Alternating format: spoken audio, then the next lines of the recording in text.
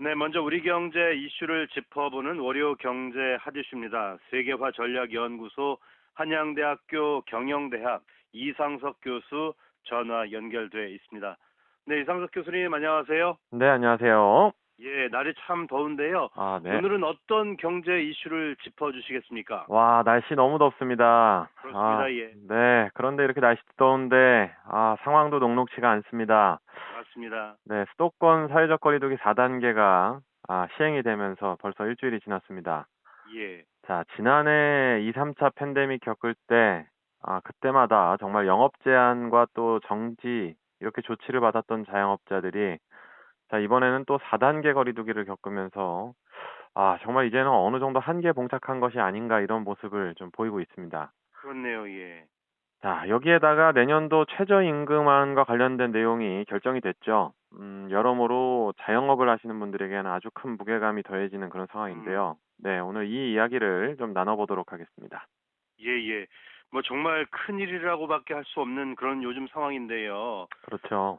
뭐 수도권에 확진자가 집중됐던 것이 최근에는 비수도권으로도 확산되면서 자영업자 등 국민 경제 말단이 경색되는 것 같은데 어떻습니까? 네, 정말 뭐 너무너무너무 안타까운 그런 상황입니다. 예, 작년 초에 그리고 또 올해 말에 누누이 제가 이 변이 바이러스 확산에 따른 팬데믹 사태를 분명히 조심해야 된다. 또 선제적으로 막기 위해서는 백신에 너무 큰 기대와 무게감을 두서는 안 된다. 이런 말씀을 드렸었습니다. 네, 꾸준히 방역과 또 대규모 진단에 무게추를 두면서 안정적으로 이런 것들을 관리해 나가야 된다. 이런 말씀 드렸었는데요. 예, 자, 이런 부분이 결국은 간과하게 되면서 이런 상황이 이르게 됐습니다. 네, 최근에 백신 접종자들 사이에서 돌파 감염 사례도 굉장히 늘고 있고요. 뭐 최근에 우리나라에서 유행 중인 인도발 델타 변이 외에도 최근에 남미에서 람다 변이가 이제 생기게 되면서 좀 유행에 대한 변동성 이런 것도 점점 커지고 있고 또한 이 람다 변이 같은 경우는 치살도 굉장히 높다고 또 알려져서요. 예, 예, 세계가 정말 긴장을 할 수밖에 없는 그런 상황이 또 되어버렸습니다. 맞습니다. 예, 우리 경우에는 뭐 수도권을 중심으로 델타 변이가 확산이 되게 되면서 경제적 타격이 불가피한 그야말로 정말 어쩔 수 없는 선택, 거리두기 4단계가 시행이 됐는데 예, 뭐 타격도 너무 크고요. 또 이로 인해서 느껴지는 아픔도 너무 큰 상황입니다. 그렇습니다. 예. 뭐 특히 4단계 적용은 자영업자분들에게는 정말 청천벽력과 같은 일인데요. 그렇죠. 불과 이달 초만 하더라도 영업 제한 인원과 시간을 늘려주겠다고까지 했던 그런 상황이었었는데 그렇죠. 이게 지금 거꾸로 돼 버렸네요. 맞습니다. 사실 많은 분들에게 기대감을 심어주지 않았다면 뭐 이렇게까지 또 허탈하지도 않았을 텐데요. 맞습니다. 예. 네, 더 좋아질 것이다. 이렇게 다들 기대를 하고 있다가 그야말로 최악의 상황을 보게 되니까 얼마나 허탈하고 또 배신감이 들지 뭐 가늠이 가지 않습니다. 예. 자, 이 모든 거는 다시금 말씀을 드리지만 방역과 대규모 진단에 대한 필요성을 너무나 인지하지 못했던 정책 결정자들의 판단 때문이었다. 저는 이렇게 음. 봅니다. 예. 뒤늦게 진단과 방역의 조치를 취하고는 있는데 이것이 또 얼마나 체계적으로 또 꾸준하게 오래 이어지느냐 이런 것이 코로나 종식의 주요한 포인트가 될 것이다 이렇게 봅니다. 네. 어쨌든 이번 거리두기 4단계는 자영업자들에게 있어서는 거의 사망 신고와 같은 수준으로 다가오고 있는데요. 아. 뭐 다들 이 이후에 거리 다니시면서 직접 목격하시고 목도하셨을 겁니다. 시청자분들이 뭐 굉장히 보시는 것과 또 다를 바 없다고 보는데요. 그 예. 어느 때보다 이동 인구도 없고 또 손님도 없는 말 그대로 텅텅 빈 매장을 아주 쉽게 찾아볼 수 있는 그런 지경에 이르렀습니다. 예예. 뭐 교수님이 말씀하신 대로 뭐 진짜 거리를 가다 보면 뭐 상가들이 텅 비어 있는 게 그냥 한눈에 들어오는데요. 그렇죠. 뭐 업주님들 마음 요즘 진짜 답답하시겠습니다. 맞습니다. 정말 얼마나 그 장사가 안 되면 뭐 에어컨도 끄고 이렇게 음. 계실까요? 정말 이렇게 더울 때인데 말이죠. 네. 네, 저 같은 경우도 특이하게 수원에서 고깃집을 하고 있는데요.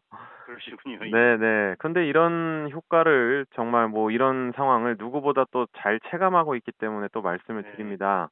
네네. 자, 뉴스에서도 살펴보셨듯이 모든 오프라인 매장 매출이 절반 이상으로 무조건 감소를 했고, 네. 심한 업장의 경우에는 80%까지 감소했다고 하죠.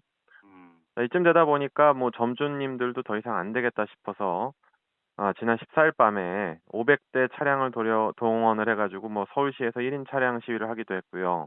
예, 예. 그 자리에는 뭐 자녀까지 데리고 나와서 매출이 며칠 동안 0원이다 이렇게 하소연하시는 분들에서부터 자영업자들이 오히려 생태계에 있어서 가장 큰 최대 피해자인데 가해자로 오해받는 현실이 너무 억울하다 이런 자리를 규탄하는 그런 자리였었습니다. 예, 예. 비록 500명으로 이루어진 자영업자들 단체였었는데 어쨌든 현재 자영업을 하시는 분들은 거리두기 단계에서 보여지는 뭐 조치의 불공정성이 분명히 있다고 느껴집니다. 네. 또한 뭐 제한이나 또는 조건의 비합리성 뭐 이런 것들에 아주 큰 불만을 가지시는 분들이 굉장히 이분들과 마음이 다르지 않을 거다 이렇게 보는데요. 네. 뭐 최근 자영업자들에 대한 뭐 손실보상금 또 지원 이런 것들 사회적으로 논의가 되고 있는데 도움이 꼭 필요하신 분들에 한해서 굉장히 신속하고 합리적인 수준의 지원이 반드시 이행되길 바라봅니다. 예, 예. 뭐 얼마나 답답했으면 이 더위에 밖으로 나오셨겠습니까? 예, 정말 뭐 그렇죠. 상황이 인식이 되네요. 알겠습니다. 네. 그런데 이제 지금 수백만 원에 이르는 임차료를 부담하지 못한 지가 몇 달이 돼 간다는 분들도 많던데 이게 정말 걱정이네요. 맞습니다. 앉아서 돈을 까먹는 경우를 심심치 않게 찾아볼 수 있는데요. 네. 자영업 경기는 우리나라 경제 인구의 20%에 달하는 아주 높은 비율의 경제 생활인 만큼 뭐 이들이 경제적 타격이 커질 경우에는 국가 경제에도 아주 큰 악재로 작용을 합니다. 자, 그런데 이렇게 가뜩이나 힘든 자영업 경제에 더 큰 악재가 발생을 했다는 것이죠. 예. 제가 2주 전에 2022년 최저임금에 대한 논의가 시작됐고, 합리적인 의사결정이 이루어져야 된다, 이런 말씀을 드린 방송을 했었는데요. 네, 맞습니다. 예. 네, 올해 경제 상황을 감안했을 경우에는 내년 최저임금은 매우 소폭 오르거나 또는 동결 수준이 적당할 것이다, 이렇게 개인 의견까지 드렸었는데, 네. 무려 5.1%나 오른 시간당 9,160원으로 확정이 됐습니다. 그렇습니다. 예. 내년 경기 회복 수치를 반영한 그런 결정이었다 이렇게 최저임금위원회가 밝혔는데 뭐 현재 코로나로 인해 어딘지도 모를 내수 경기의 바닥을 향해 가고 있는 시점에서 내년도 경기 회복을 낙관할 수조차 없는 그런 상황인데 이런 수치를 만든 것이 좀 의문이 듭니다. 네. 개인적으로 이 정도 수준은 분명 자영업 운영에 있어서도 일자리를 더 줄일 수밖에 없는 아주 부담스러운 자리라는 그런 개인적인 생각인데요. 네. 최저임금의 법적의 의미가 조금 채색될 의미도 굉장히 음. 높아 보인다 이렇게 보입니다. 그렇군요. 예, 알겠습니다. 한국경영자총협회가 네 가지 이유를 들면서 내년도 최저임금안에 대해서 정부에 공식적으로 이의 신청을 할 것이라고 발표했던데요. 이게 맞습니까? 네. 뭐 경총이 그렇게 얘기를 해서 다시 결정될 일은 거의 없겠지만은요. 네. 어쨌든 경총 입장에서는 인상률 산출 근거라든가 또는 인상 요인이라든가 또는 소상공인의 어려움이 가중될 것이다. 또 사업에 따른 좀 체계적인 분류가 되어 있지 않다. 이런 점들을 들어서 굉장히 이런 부분에 대해서 규탄을 했는데요. 네. 사실 이번 결정에 대해서만큼은 저는 경총 주장이 더 합리적이다. 이렇게 보고 있습니다. 그러시군요. 예. 네, 자영업자들은 현재 경기도 좋지 않은 데다가 코로나 확산의 주요한 주체다. 이렇게 하면서 문매를 맞았었고요. 때문에 사회적 평판도 굉장히 좋지가 않았었죠. 네. 여기에다가 지난 몇 년간 최저임금의 가파른 상승 때문에 운영상으로도 정말 어려운 그런 현실이 이어지고 있지 않을까 이렇게 보는데요. 이들 경제가 결국 우리 경제의 말단 경제, 우리 서민 경제를 뜻하기 때문에 이들이 흔들릴 경우에는 분명히 근간이 흔들린다. 이런 위기 의식을 굉장히 가질 필요가 있겠고요.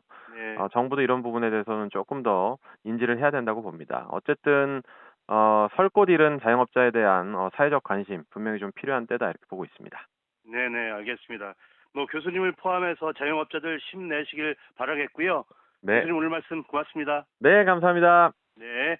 지금까지 한양대학교 경영대학 이상석 교수였습니다.